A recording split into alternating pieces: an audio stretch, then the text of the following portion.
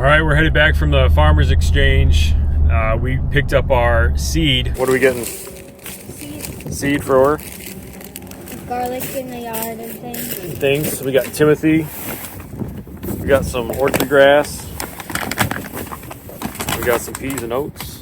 When we plant in the field, after a garlic crop has been pulled off the field, we replant that in different grasses and different clovers. And that way we can run the sheep through it, intensively graze the sheep through that, and it also adds nutrients to the field for that 3 years later. We're going to be putting garlic back in it. So it's a 4-year rotation total. So we've got perennial ryegrass, Timothy grass, orchard grass. We throw a heavy amount of Ladino clover in there, and then a mixture of crimson clover as well. And then we put chicory in there as well, chicory to help with the parasites of the sheep.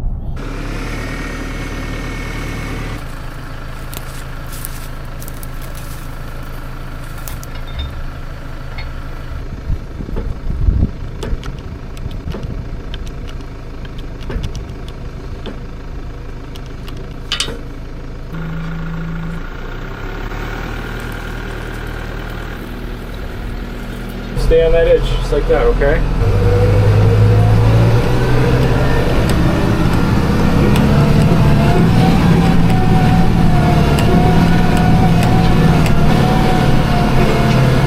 I've got some of my seed here. Got my ryegrass, my orchard grass, and then in here is the chicory. I'm gonna spread that on the field, and then I'm gonna come back and I'm gonna go ahead and do the Timothy grass.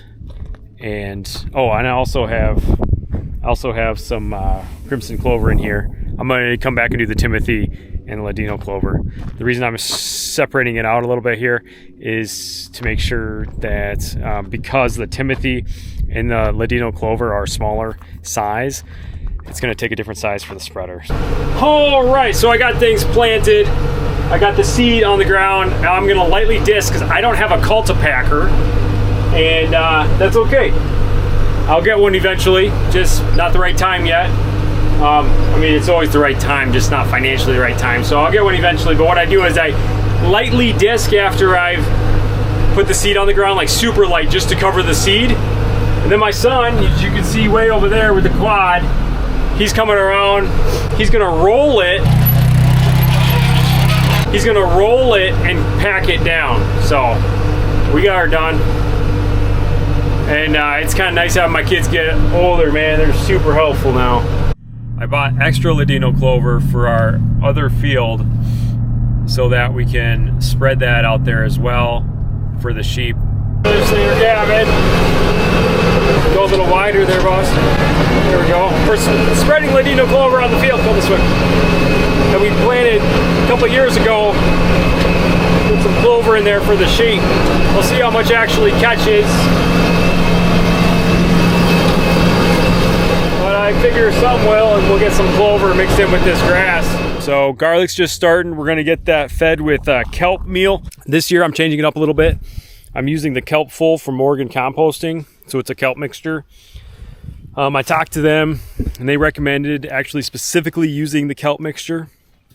We put a heavy compost on last fall. So we're actually not using the fish emulsion this spring. That may or may not be a great idea, but we're gonna try it, and we're gonna just specifically use the kelp mixture this spring, and we're gonna use 2 to 3 applications, try to do 3 this spring. So first one's now, and it's 3rd week of April. All right, we're gonna go fertilize the garlic. We still both fit in the little tractor, kinda. We fit just fine. All right. Here we go.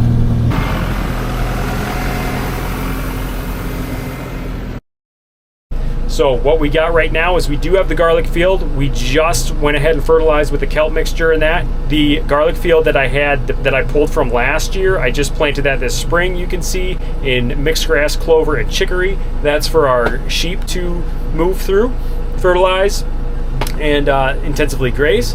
So right now I'm just getting this field plowed up so I can plant the oats and peas. So a lot of things going on here, trying to get that done before the beginning of May, because we always get rains in April, and then I want to make sure that that starts to sprout before things dry out.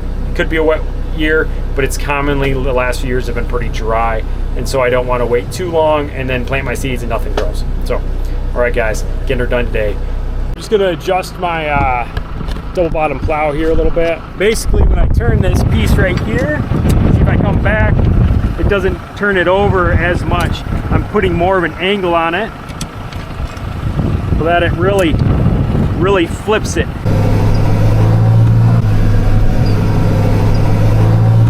So here we go. We got some peas and oats bags right here. So I'm planting about 150 pounds of peas and oats in just over an acre. And so what's happening is the garlic field that we're going to plant for in the fall in October, in the spring we plant it in peas and oats. Let that grow up. The peas add some nitrogen, and oats actually, the peas will actually wind up the oats and get higher. So that's what they're for.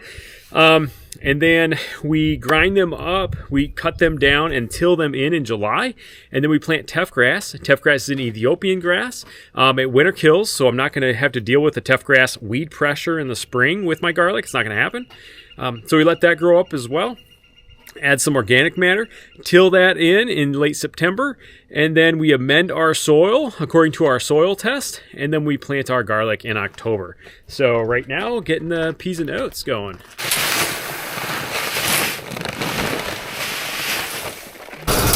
Man, you gotta love this life. I'm planting oats and peas. Got my garlic over there. Got another field planted in mixed grass, clover, and chicory for the sheep. And it's awesome. Here we go. Well, it's another day in the books. We will see you guys next week on the hillside. You guys have a great week. Don't work too hard out there. We'll see you guys later. Bye now.